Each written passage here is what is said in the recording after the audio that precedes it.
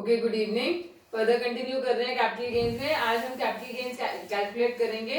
अगर non residents ने कुछ सेल या परचेज किया है, पैसे बाहर से लाए हैं और उन्होंने कुछ सेल किया है, यहाँ से खरीद के बाद में बेचा है, तो उसको हमने कैसे कैलकुलेट करना है।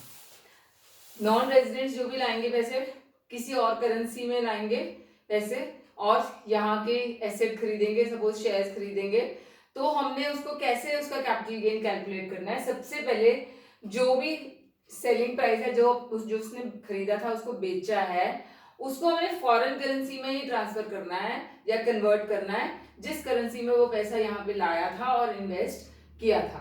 अब जो भी फॉरेन करेंसी होती है, उसके दो टाइप्स ऑफ रेट्स होते हैं, एक बाइंग रेट और एक सेलिंग रेट। मतलब आप कुछ खरीदोगे तो उसका रेट अलग होगा, उसी चीज को बेचोगे फॉरेन करेंसी में तो उसका रेट अलग होगा, और इन दोनों का ऐड करके डिवाइड बाय 2 करते हैं तो एवरेज रेट आता है। तो हमने जो सेलिंग प्राइस है उसको फॉरेन करेंसी में कन्वर्ट करना है ऑन द एवरेज रेट, और कौन सी डेट पे, जिस डेट को वो ट्रांसफर हुआ है, क्योंकि हर एक दिन का रेट जो होता है वो अलग होता है। तो on the date of transfer average rate, मतलब बाइंग और सेलिंग का एवरेज जो क्या होगा, उस रेट पे हमने सेलिंग प्राइस को पहले कन्वर्ट कर लेना है फॉरेन करेंसी में। फिर जो हमारी कॉस्ट ऑफ एक्विजिशन है, उसने जो फॉरेन करेंसी में इन्वेस्ट किया इंडिया में, उसको भी आपने एवरेज रेट पे करना है, लेकिन on the date of acquisition, जिस डेट पे खरीदा था उस डेट पे क्या एवरेज रेट बन रहा था, उस डेट पे उस कॉस्ट ऑफ एक्विजिशन को हमने ट्रांसफर करना है या उस रेट पे ट्रांसफर करना है into the foreign currency. Then कोई एक्सपेंसेस ऑफ ट्रांसफर है, अगर सेल करते समय कोई भी एक्सपेंसेस ऑफ सेल्स जो होते हैं उसको भी आपने फॉरेन करेंसी में ट्रांसफर करना है अगेन एवरेज रेट पे, और on the date of transfer जो खर्चे हुए हैं उस रेट के की करेंसी रेट के एवरेज पे करना है। कॉस्ट ऑफ एक्विजिशन जो है कभी भी इंडेक्स नहीं की जाएगी। इस केस में हमने इंडेक्सिंग में एक्सेप्शंस में पढ़ा था, जो फॉरेन करेंसी में नॉन रेजिडेंट्स इन्वेस्ट करते हैं उसकी इंडेक्सिंग नहीं की जाती है। अब कैपिटल गेन आ गया हमारा, सेलिंग प्राइस में से एक्सपेंसेस माइनस करके, माइनस कॉस्ट माइनस करके, तो आप जो कैपिटल गेन आएगा उसको अब रिकन्वर्ट करेंगे हम इंडियन रुपी में। सिर्फ इसी केस में हम बाइंग रेट पे करेंगे उसको reconvert on the date of transfer, जो बाइंग रेट है उस रेट पे करेंगे। बाकी सारा कुछ जो हमने फॉरेन करेंसी में ट्रांसफर करना है वो एवरेज रेट पे करना है, और फॉरेन करेंसी से इंडियन करेंसी में जो करना है वो बाइंग रेट पे करना है on the date of transfer. तो इससे रिलेटेड पहले मैं एक क्वेश्चन करा देती हूँ। क्वेश्चन नंबर 2 है पेज 2.163 पे।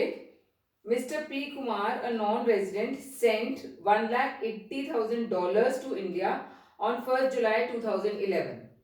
On 1st November 2001 है, sorry. On 1st November 2001, part of this money was utilized to purchase 15,000 shares of A Limited, an Indian company, at rupees 400 per share. On 15th March 2020, these shares were sold at 810 rupees per share. Calculate the capital gain if capital gain on shares is converted under section 112 telegraphic transfer rate are as follows. तो हमें buying rate और selling rate दिए हुए हैं, जिस date पे उसने India में पैसे भेजे थे उसके, जिस डेट में एक्वायर किए हैं शेयर्स उसके भी, और जिस डेट में सेल किए हैं हमने उसके भी हमारे को दिया हुआ। तो सबसे पहले जो आपका सेलिंग प्राइस है, 15,000 शेयर्स खरीदे हैं, बेचे कितने के हैं, 810 रुपीज के। तो यहाँ पे करते हैं, सेलिंग प्राइस हमारा हो जाएगा 15,000 इंटू 810, ये आपने बेचा है। अब इसको कन्वर्ट करना है आपने into foreign currency at the average rate. Selling price को हमने एवरेज रेट पे करना है on the date of transfer. Date of transfer में हमारा जो बाइंग और सेलिंग रेट है 61.8 एंड 64.2 है, 0.20। तो इसका एवरेज हो गया 4, 5, 6, 126 का हाफ करेंगे तो 63 रुपीज हमारा एवरेज रेट आएगा on the date of transfer. तो इसको डिवाइड बाय 63 से कर देंगे तो हमारे ये डॉलर्स में रुपीस आ जाएंगे।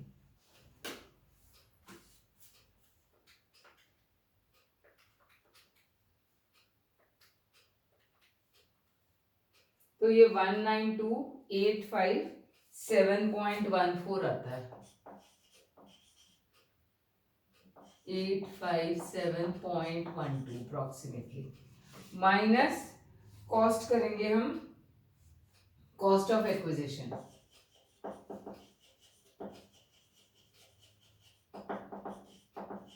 कॉस्ट ऑफ एक्विजिशन में कितने के खरीदे उसने? 15,000 शेयर्स,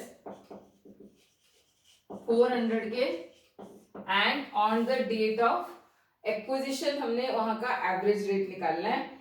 एक्विजिशन में हमारा रेट है 36.8 प्लस 37.6, 74.4 को 37.2 हमारा एवरेज रेट आ जाता है on the date of acquisition. इसको डिवाइड कर लेते हैं इससे, तो ये बन जाएगा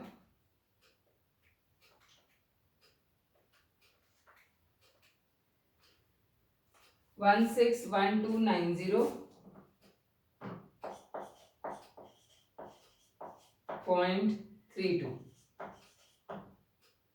ये माइनस करके हमारा कैपिटल गेन्स आ जाएगा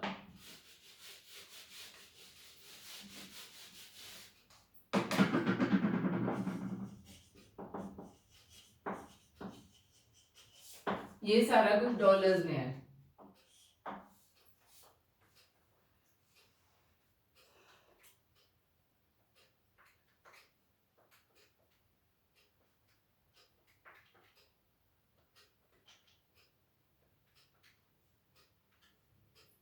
थ्री 1566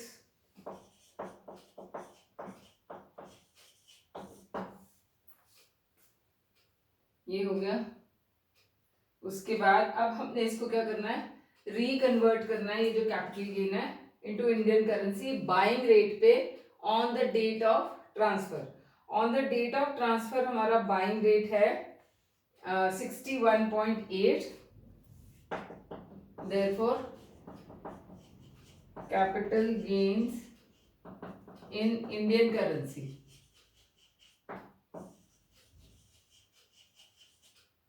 will be 31566.80 into 61.8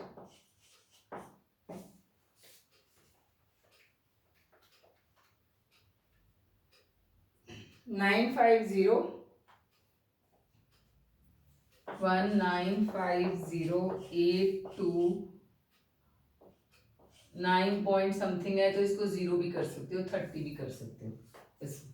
तो ये हमारा रुपीज में आ जाएगा ये वाला। तो this is how we have to find out. इससे रिलेटेड ही आपकी इलस्ट्रेशन है, illustration 3। Mister S Sethi, a non resident, sent $25,000 to India on 20th May 2008. On July, a part of this was utilized to purchase 20,000 shares of XY Limited, an Indian company, at ₹10 per share. On 1st November 19 को उसने ये बेच दिए 40 पर share पे। Calculate the capital gain, हमारे को rate दिए हुए हैं। तो सबसे पहले एवरेज रेट निकाले हुए हैं इन्होंने, बाइंग और सेलिंग रेट, जिस डेट को cost of date of acquisition है और डेट ऑफ ट्रांसफर की दोनों की। उसके बाद सबसे पहले सेल जो है 20,000 इंटू 40 करके डिवाइड बाय जो average rate on the date of transfer है 64.25 वो करके आ जाएगी। कॉस्ट ऑफ एक्विजिशन को again 20,000 into 10 divide by average rate on the date of acquisition वो करके कैपिटल गेन हमारा आ गया 8108, और इसको हमने इंडियन करेंसी में कन्वर्ट करना है। On the buying rate on the date of transfer वो 63.75 है, मल्टीप्लाई करके आपका कैपिटल गेन आ जाएगा रुपीस में।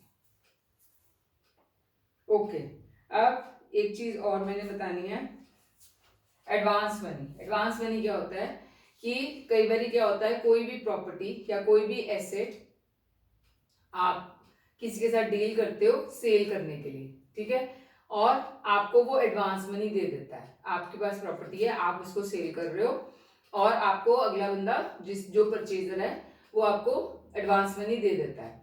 लेकिन कुछ रीजंस की वजह से वो जो सेल है वो मटेरियलाइज नहीं हो पाती है, ठीक है, कोई भी रीजन हो सकता है। तो जो एडवांस मनी दी जाती है वो हमेशा वो वापस नहीं की जाती, कभी भी वो फोरफीट की जाती है। मतलब उसने जो पैसा दे दिया वो गायब हो, उसके लिए मतलब जीरो हो गया, हमारे पास आ गया वो पैसा। उस एडवांस मनी को कैसे ट्रीट करना है उसके लिए दो प्रोविजंस हैं। अगर तो वो एडवांस मनी 2013-14 में मिला है या उससे पहले, तो हम क्या करते हैं, कॉस्ट ऑफ एक्विजिशन में से ये वाली एडवांस मनी को माइनस कर लेते हैं। अज्यूम करते हैं कि इस कॉस्ट में से इतना पैसा तो हमारे पास आ ही गया है, तो हमारी कॉस्ट कम कर लेते हैं हम।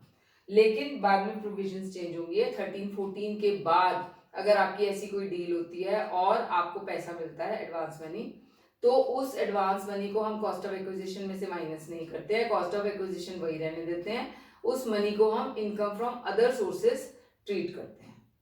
सो this is how we do it.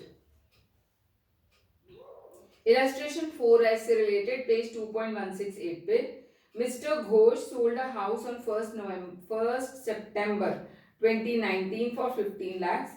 This house was inherited by him during 1-2 from his father, who had constructed it in 91-92 for 50,000 rupees. अच्छा, अब जो घर 2001 से पहले खरीदा गया होता है उसकी हम फेयर मार्केट वैल्यू लेते हैं, और मिस्टर घोष ने स्पेंड किया अनदर 50,000। अच्छा, उसने बाद में स्पेंड किया है 6-7 में 50,000 रुपीज और स्पेंड किया। फेयर मार्केट वैल्यू हमें 4,40,000 दिया हुआ है। The house was under negotiation for sale in May 2010 and he received 20,000 as advance money. Contract could not materialize and advance money was forfeited. Calculate the amount of capital gain. अब इसके अंदर क्या करेंगे हम, सेल प्राइस तो हमें दी हुई है 15 लाख रुपीज की, उसने बेचा है। अब कॉस्ट ऑफ एक्विजिशन हमारी फेयर मार्केट वैल्यू, क्योंकि एसेट 2001 से पहले का खरीदा गया है और इनहेरिट किया गया है, तो 2001 में जो फेयर मार्केट वैल्यू थी या जो कॉस्ट जितने भी उसके पहले वाले ओनर ने खरीदी है, विच एवर इज हायर लेते हैं, तो हायर में 4,40,000 ज्यादा है। कैसे, कॉस्ट है उसकी 50,000 की और उसने और कुछ उस पर रेनोवेशन पे स्पेंड किया, वो भी 50,000 है, तो टोटल कॉस्ट 1 लाख बन गई। लेकिन 4,40,000 ज्यादा है, तो 4,40,000 रुपीज हम कॉस्ट ले लेंगे। उसमें से जो 20,000 रुपीज एडवांस मनी मिला है वो माइनस करेंगे, क्योंकि वो 2013 से पहले का मिला, May 2010 में मिला, तो हमारी कॉस्ट हो जाएगी 4,20,000। इस कॉस्ट को हमने इंडेक्स कर लेना है, डिवाइड बाय 100 करेंगे, क्योंकि 2001 की हमने फेयर मार्केट वैल्यू लिया है, इंटू 289, और कॉस्ट ऑफ इम्प्रूवमेंट जो इनहेरिट करने के बाद मिस्टर घोष ने और खर्चा किया है उसके ऊपर, कितने का है, 50,000 रुपीज का, तो वो हमने उसको डिवाइड बाय 2006-7 की जो CII है दी हुई है हमारे को, यस 122 इंटू 289, ये करके हमारा कैपिटल गेन्स आ जाएगा, लॉन्ग टर्म कैपिटल गेन आएगा, क्योंकि काफ़ी देर के बाद वो किया है, सेल किया है। अब इलस्ट्रेशन 5 है, mister A purchased a piece of land for 5 lakhs during the previous year 2001-2. In 5-6 he agreed to sell it to Mr. B for 9 lakh and accepted an advance money of 50,000. Mr. B however failed to honor his promise and could not get the sale deed executed in his favor within the stipulated time. अब हमने क्या तीन options दी हुई हैं, as a result advance money was forfeited. Assume Mr. A has sold this land during 1920 for 20 lakh, determine the amount of capital gain. अब 20 lakhs तो sale price आ गई, indexed cost में, क्योंकि जो एडवांस मनी लिया हुआ है वो 13-14 से पहले लिया है, तो हम कॉस्ट में से माइनस कर लेंगे, 5 लाख में से 50,000, 4,50,000 आ जाएगी। इस 4,50,000 डिवाइड बाय 100 इंटू 289 करेंगे, क्योंकि 5 लाख जो है 2001 में ही खरीदी हुई है, तो हमारा लॉन्ग टर्म कैपिटल गेन आ जाएगा इस केस में। सेकेंड केस क्या है, suppose mister A receive the advance money in May 2016 and forfeited the same as the buyer could not pay the balance amount within the stipulated period of 3 months. तो हमने क्या करना है, अब इसको 5 लाख में से माइनस नहीं करना है, 50,000 को हमने 5 लाख को ही इंडेक्स कर लेना है, डिवाइड बाय 100 इंटू 289 करके, और हमारा 20 लाख में से माइनस कर देंगे, तो लॉन्ग टर्म कैपिटल गेन आ जाएगा। थर्ड केस क्या है, suppose mister A transferred this land to mister C under a gift deed during 1213 and land is sold by Mr. C for 20 lakhs during 1920, तो हमारे को कैपिटल गेन C का निकालना। अब C में 20 lakhs, तो C के लिए 20 lakhs तो सेल कंसिडरेशन हो गई, डिवाइड बाय उसकी कॉस्ट कितनी है, cost to the previous owner को कॉस्ट कितने की है, 5 lakhs की। 5 lakhs को आपने इंडेक्स कर लेना है, लेकिन जो डिवाइड करेंगे वो उस साल का करेंगे जिस साल में उसने इनहेरिट किया है, उस साल की CII से डिवाइड करेंगे। कब उसने इनहेरिट किया है, 1213 को, और 1213 की आपकी CII दी हुई है 200 रुपीज, तो डिवाइड बाय 200 करेंगे इंटू 289 और हमारा वो इंडेक्स कॉस्ट आ जाएगी, माइनस करके हमारा लॉन्ग टर्म कैपिटल गेन आ जाएगा।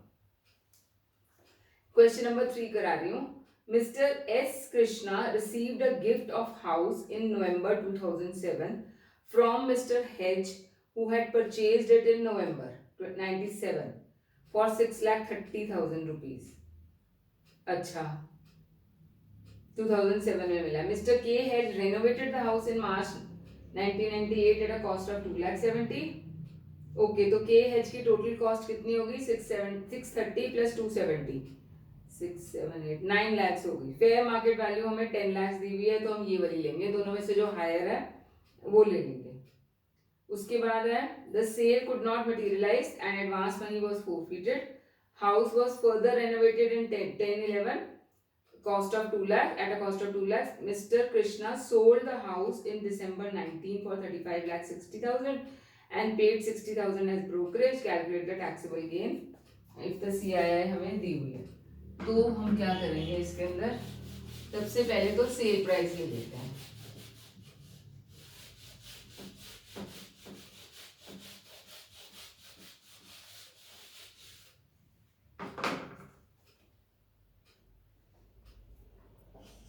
सेल प्राइस हमें दी हुई है 35,60,000 की,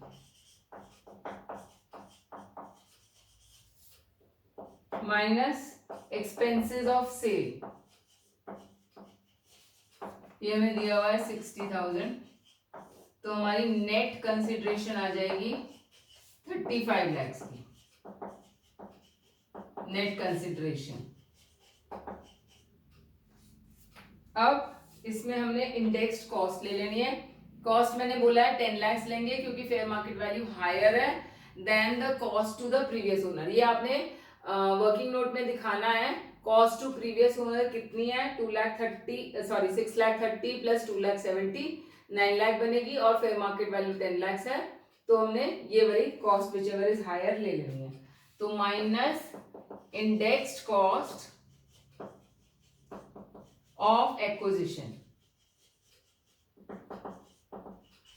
10 lakhs डिवाइड बाय 100 करेंगे क्योंकि फेयर मार्केट वैल्यू 2012 की ली हुई है, इंटू 289।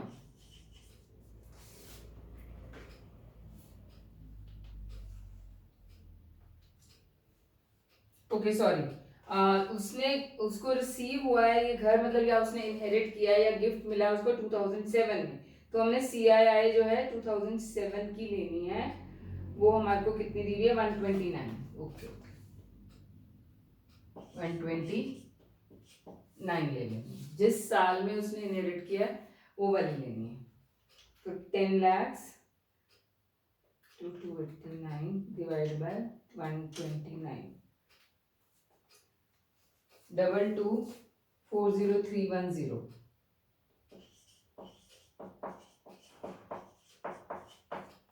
अब minus indexed cost of improvement,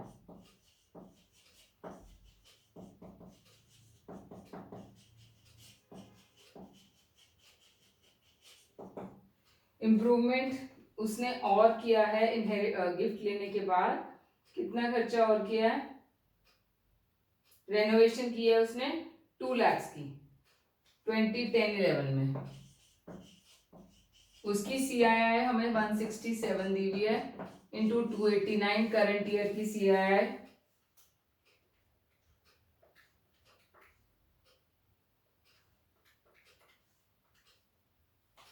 346107। या 08 ले लेते हैं, 346108, बस और कुछ नहीं है। इन दोनों को इसमें से माइनस कर लेंगे,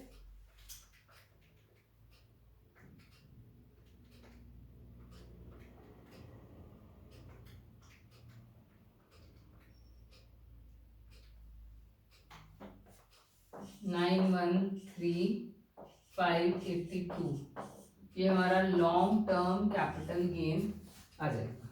इतना ही दिया हुआ है, yes.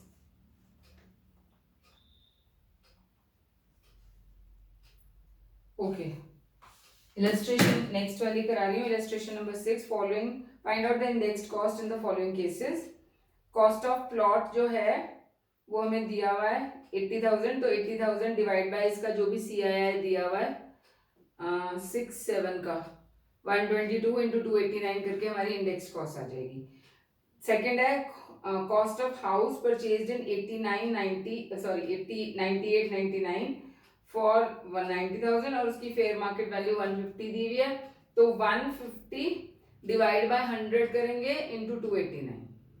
Then next is cost of house purchased in 96-97 for 2 lakhs, fair market value हमारी 4 lakhs है, तो अगेन 4 lakhs ही ले लेंगे, डिवाइड बाय 100 इंटू 289, ये तो सिंपल है। देन क्वेश्चन नंबर 4 करा रही हूँ, find out the indexed cost and the capital gain in the following cases.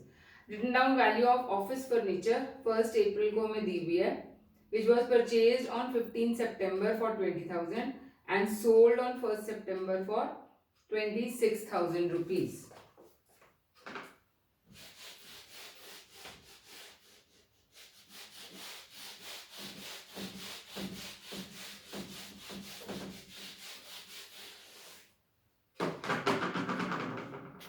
A part में सेलिंग प्राइस हमें दी हुई है of furniture 26,000 rupees minus cost, इस केस में 18,000 कॉस्ट है, जो उसकी रिटर्न डाउन वैल्यू है वो ही 8,000 रुपीज हमारा शॉर्ट टर्म कैपिटल गेन है। मैंने बताया था जो भी आपका डेप्रिशिएबल एसेट होता है उसके ऊपर आपकी कोई इंडेक्सिंग नहीं की जाती कॉस्ट की, और उसका जो भी गेन या लॉस आता है वो हमेशा शॉर्ट टर्म कैपिटल गेन या शॉर्ट टर्म कैपिटल लॉस आएगा। ये हमने डेप्रिसिएशन के चैप्टर में भी ऐसा किया हुआ है। Then next is B part, bonds purchased on 1 November 2006 है और सेल कितने की हुई है,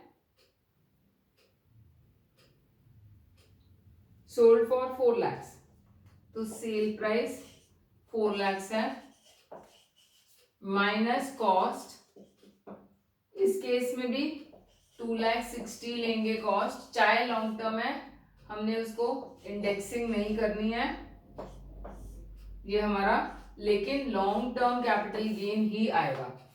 एक्सेप्शंस में मैंने बताया था कि बॉन्ड्स डिबेंचर्स के ऊपर इंडेक्सिंग नहीं होती है, चाहे वो लॉन्ग टर्म भी है। यहाँ पे भी 3 साल से ज्यादा का उसने खरीदा हुआ है, 2006 में खरीदा है, बेचा 20 में है, मोर देन 3 years है, 36 months है, तो आपका लॉन्ग टर्म बनता है, लेकिन हम इंडेक्सिंग नहीं करते हैं इसके अंदर, बॉन्ड्स और डिबेंचर्स में कोई इंडेक्सिंग नहीं है, ये ध्यान रखना है। तो आपको सिंपली कॉस्ट माइनस करके, लेकिन इस केस में लॉन्ग टर्म कैपिटल गेन आएगा, यहाँ पे शॉर्ट टर्म ही आता है हमेशा, इसमें लॉन्ग टर्म आएगा।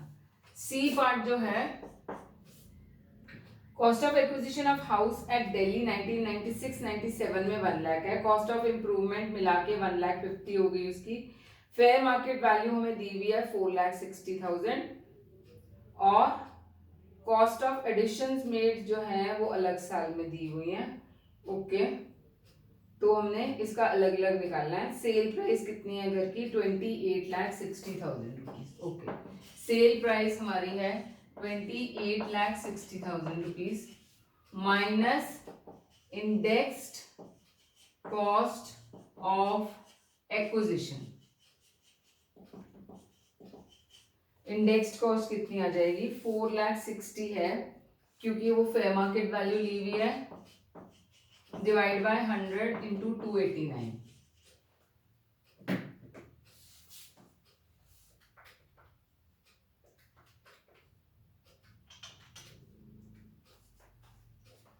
1329400 आ जाएगी, minus indexed cost of improvement.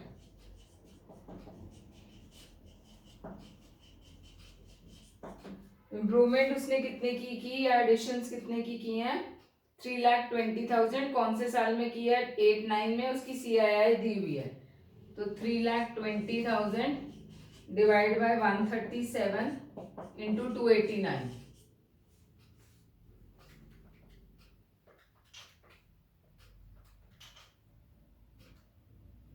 675036।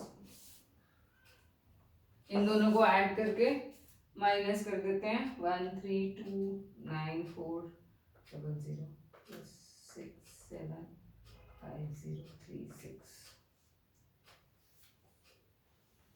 2004436। ये हमारा लॉन्ग टर्म कैपिटल गेन आ जाएगा। 855, कुछ मिस्टेक है, ठीक नहीं आ रहा ना? 795 आ रहा है।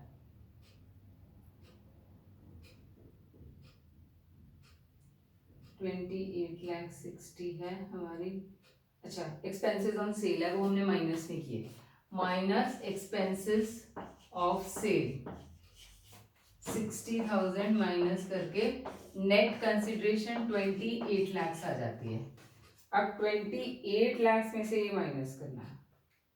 2004436, यस 795,564, ठीक आ गया।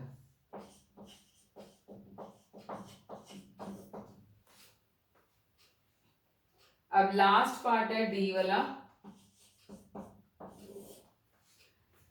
Mr. Raman Raju inherited a house at Ludhiana from his father D. Raju on 1st January 2006. House was acquired by Mr. D. Raju in 8990 for 60,000. Fair market value ज्यादा है तो हमने वही ले लेनी है उसकी कॉस्ट, और it was sold in 1920 for 13,50,000।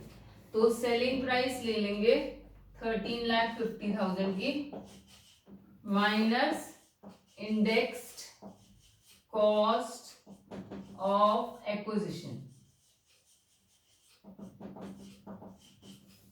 Fair market value हमने लेनी है 5,20,000 की, लेकिन उसने कब इनहेरिट किया? 6-7 में, तो सॉरी 5-6 में, और उसकी CII हमें दी हुई है 117, तो 117 इंटू 289,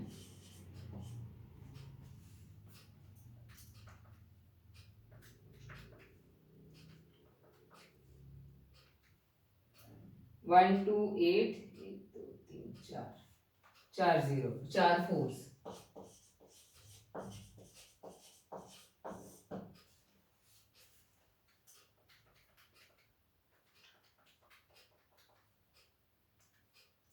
6,556। ये भी हमारा लॉन्ग टर्म कैपिटल गेन आ जाएगा।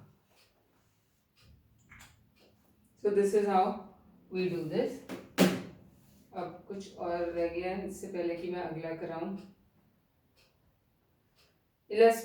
क्वेश्चन नंबर 5 भी करा देती हूँ। पेज 2.173 है। Mister Raman purchased a house on 1st November for 2 lakh which was impoverished in 2011-12 at a cost of 1 lakh। improved होना चाहिए ये। It will be what will be the indexed cost during 1920 if CII for this? तो ये आपका actually homework दे देती हूँ आपको मैं। कॉस्ट ऑफ एक्विजिशन आपने कैसे निकालना है? इंडेक्स्ड कॉस्ट निकाल लेनी है। इसके अंदर आपने 2 लाख है, डिवाइड बाय 1 नवंबर 2001 में ही है, तो 1-2 में जो भी लेते हैं डिवाइड बाय 100 इंटू 289 हो जाएगा। And index cost of improvement में 1 लाख डिवाइड बाय 167 इंटू 289, ये करके हमारी इंडेक्स कॉस्ट ऑफ इम्प्रूवमेंट आ जाएगी। तो ये आप कर सकते हो कैलकुलेट। तो आज इतना करते हैं, नेक्स्ट में अब हम एग्जाम्पशंस वगैरह शुरू कर लेंगे। ठीक है, so we'll continue in the next class.